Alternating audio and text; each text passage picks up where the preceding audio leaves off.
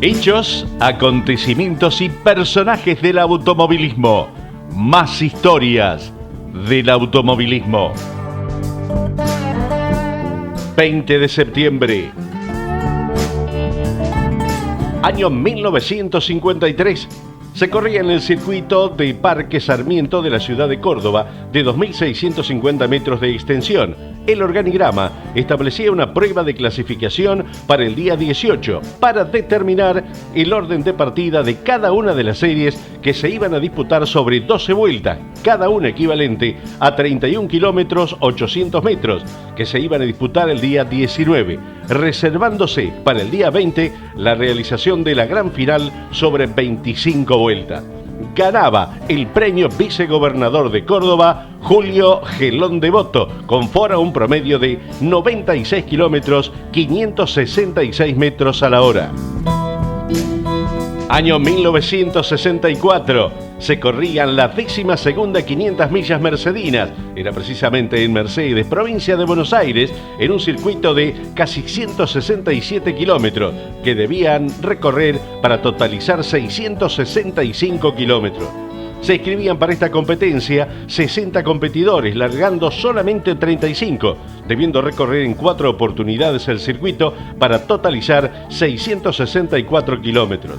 En la primera vuelta solamente registraban paso 28 pilotos, siendo Pairetti el puntero de la misma, seguido por Menditegui, Casá, Bordeu y Emiliosi a casi un minuto del puntero.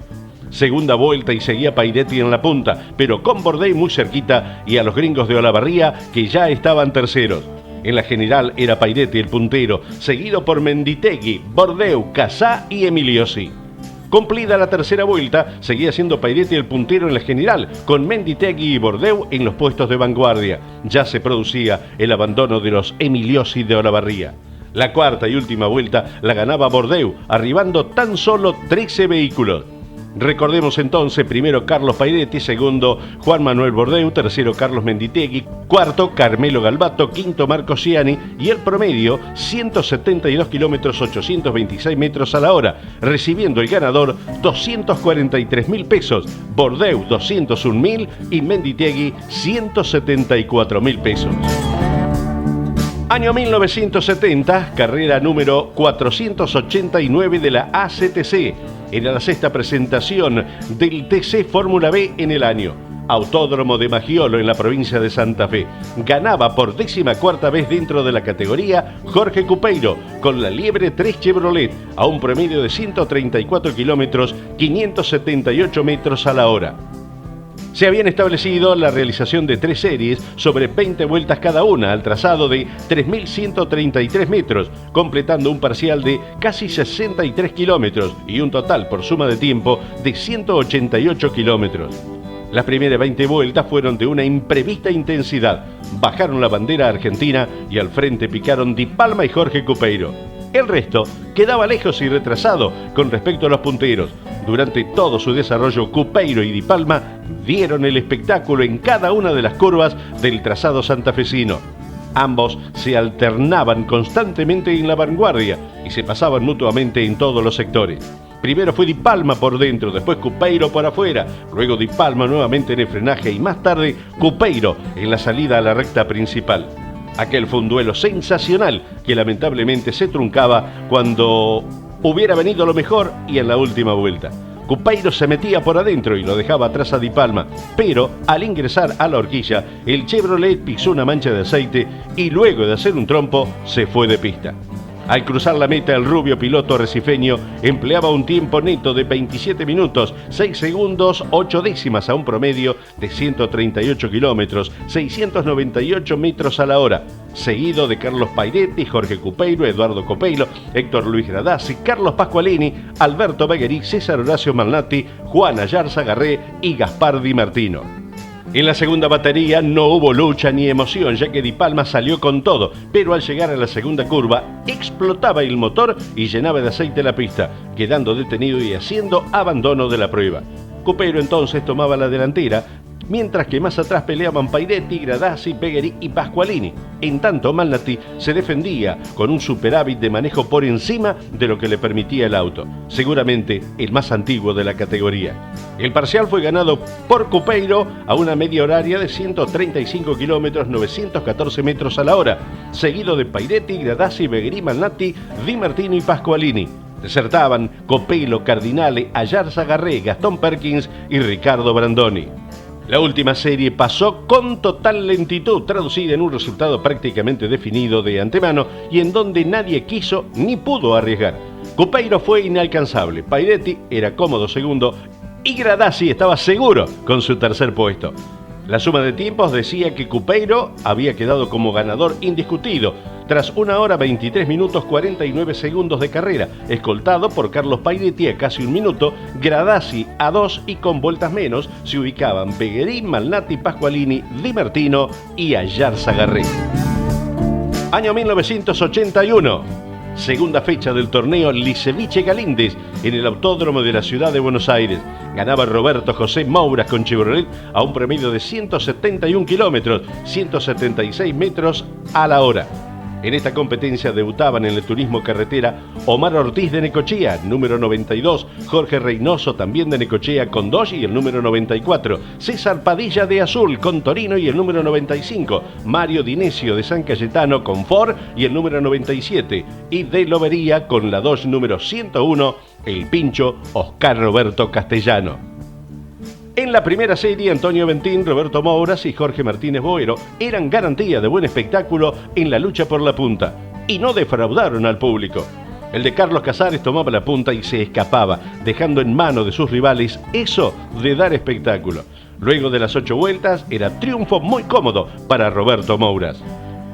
En la segunda serie, Oscar Aventín sufría desde el inicio con una tapa de cilindros que perdía agua en uno de sus conductos, por lo que dio tan solo un giro. Por ello, se fue adelante Satriano desde el inicio, con Juan Alberto Ochionero a sus espaldas y el Colo Espinosa en el Ford blanquinegro número 11 detrás de los chivos. Y allí llegaron encerrados los tres en poco más de 2 segundos, aunque siendo más lentos que los 3 punteros de la serie anterior. Ya nos metemos en la final y picaba en punta Mouras aprovechando la mala largada de Aventín, a quien también superaban Satriano y Martínez Boero. Luego se ordenaban de Benedictis, Espinosa y Ochoniero. En la segunda vuelta comenzaba a fallar el auto de Satriano por rotura de un engranaje del árbol de levas que comanda el distribuidor, lo cual le atrasó el punto del motor y fue superado por Martínez Boero, quien fue en busca de Mouras, que intentaba escaparse del resto. Con el paso de las vueltas, los 2 punteros lograron establecer una diferencia importante. Cumplida la vuelta 6, abandonaba a Oscar Aventín tras una gran remontada cuando iba en el puesto número 8. Mouras y Martínez Boero comenzaron a tener un duelo aparte. El Dodge iba mejor en la S del Ciervo, el Curvón del Fondo y la Chicana, mientras que el Ford se recuperaba en el tránsito por la horquilla. Así, en la vuelta 11, el de Bolívar estiraba el frenaje en la recta que va a la horquilla y superaba al Dodge, pero al circular por el sector externo debió ceder la posición al doblar en la misma.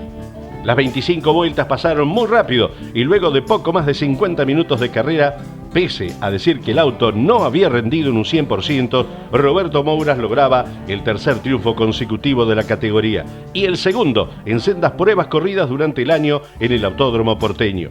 Segundo, a casi 4 segundos, llegaba Martínez Boero. Tercero, Aventín. Cuarto, de Benedictis. Luego estaban de Arzabe con el Torino, el regular Osvaldo Sasso y Herraiz con el mejor Chevrolet, siendo los únicos 7 que completaron el total de vueltas.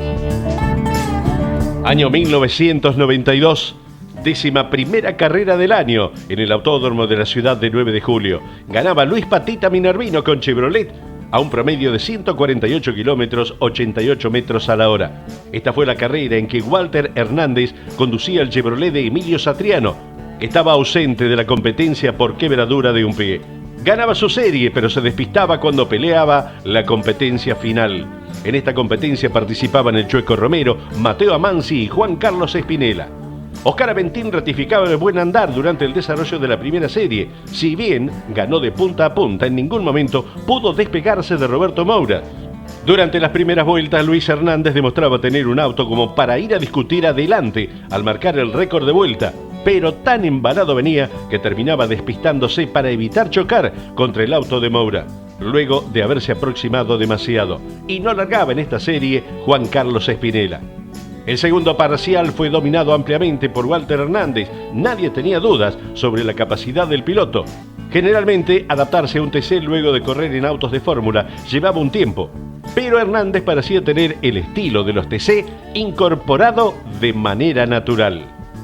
Tercera y última serie, Urreta Vizcaya le ganaba el pique a Cineri. De esa manera no abandonaba el primer lugar hasta ver la bandera a cuadros.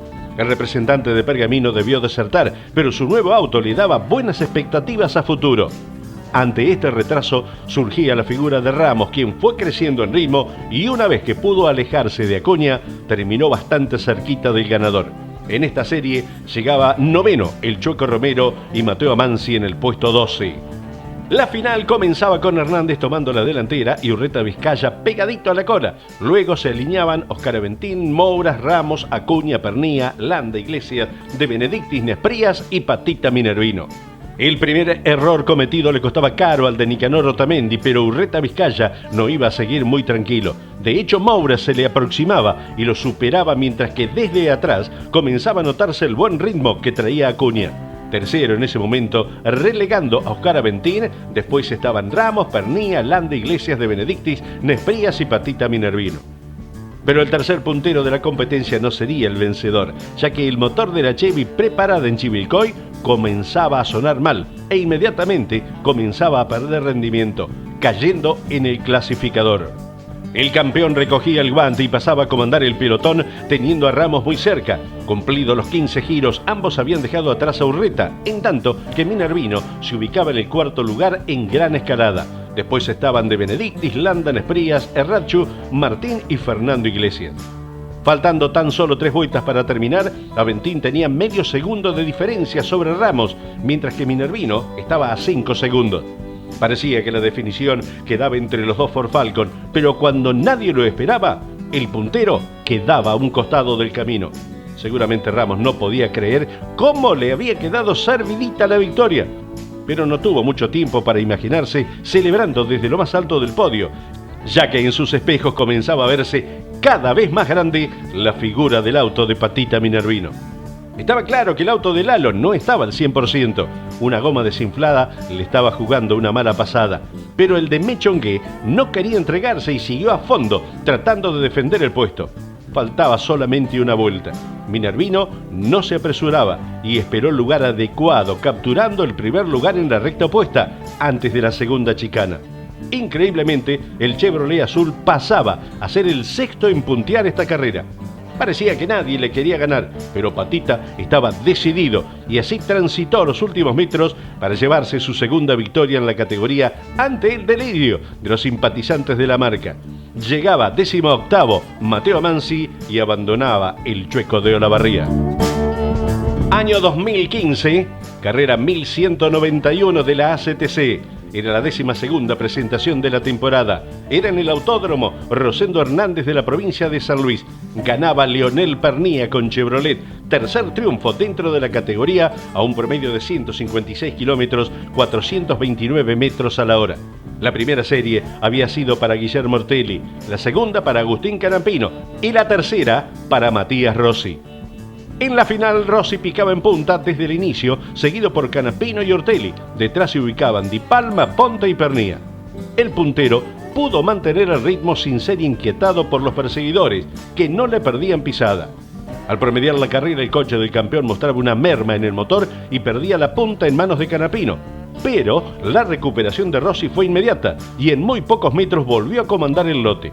Tras este sobresalto, las cosas siguieron bajo el curso que se venía dando hasta ahí el momento.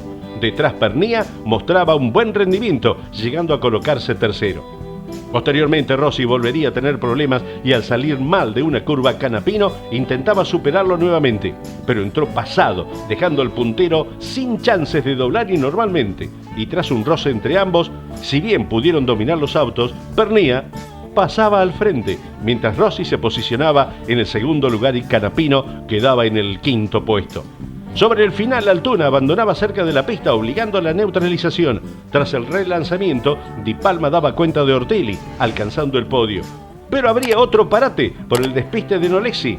Y la tercera largada se daba cuando apenas faltaba un giro. Allí Rossi gastó los últimos cartuchos ante un Pernía que se defendía muy bien y se llevaba el triunfo.